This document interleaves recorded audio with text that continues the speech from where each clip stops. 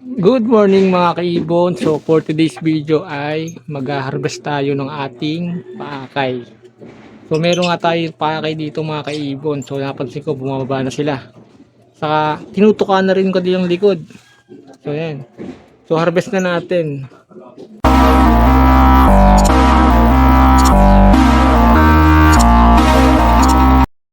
So ito mga kaibon. So harvest na natin yung ating mga paakay.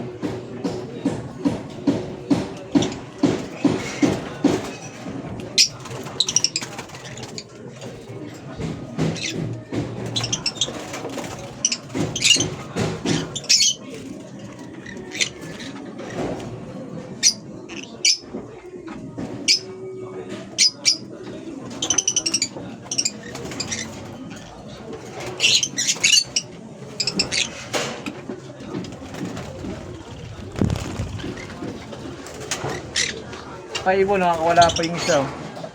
So yung power blue pail natin. Ayan.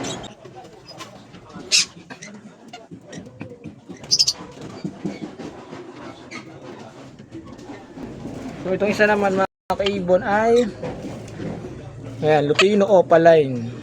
Ayan. So ayan, tinutuka na yung likod niya kaya inharvest na natin. So marunong naman siyang tumuka ng seeds. So ito ay sex link hen. Ayan.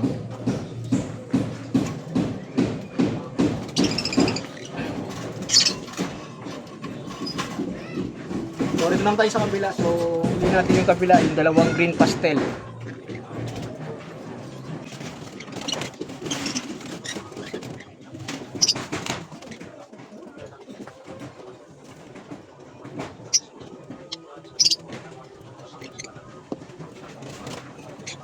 So ito mga kaibon, yung isang ating green pastel. So ayan.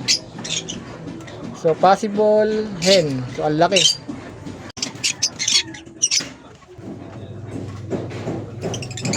So ito pa yung isang green pastel. Ayan, green pastel, possible split tino. So ayan, ito naman possible cock. So ayan, so medyo maliit siya kaysa ron sa una. Saka dikit yung kanyang pelvic. Yung size niya medyo maliit din. So possible cock ito. Ayan. So ito na mga kaibon yung ating na-harvest. So meron tayong apat. Ayan. Apat yung ating na-harvest na paakay. Ayan. So ang gaganda nila. So ililipat lang natin dito mga kaibon sa baba. So meron tayo dito plate cage. So kukunin ko yung tatlo. So ililipat ko lang ng kulungan. Siguro lipat ko muna rito. Yan. So para medyo malaki-laki yung liparan ng ating mga na-harvest na akay. So itong apat. So, ayan. Ganda nila. Kaibon, so nilipat na nga natin yung ating na-harvest na apat na piraso. So ito yung ating paakay na pail din. So malinis. So hindi ko talaga sure kung opaline ito mga kaibon.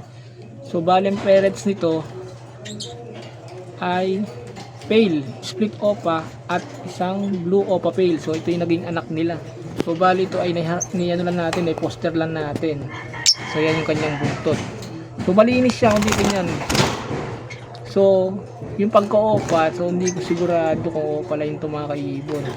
So anong tingin nyo rito mga kaibon? Opaline kaya o non-opa? So ayan, ang ganda niya. Linis.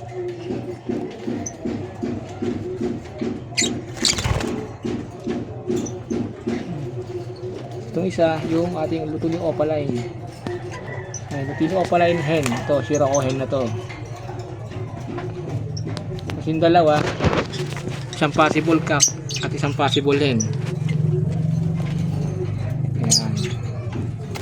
So hanggang dito muna yung ating update ito sa ating ibunan mga kaibon. So naka-harvest nga tayo ng apat na halves.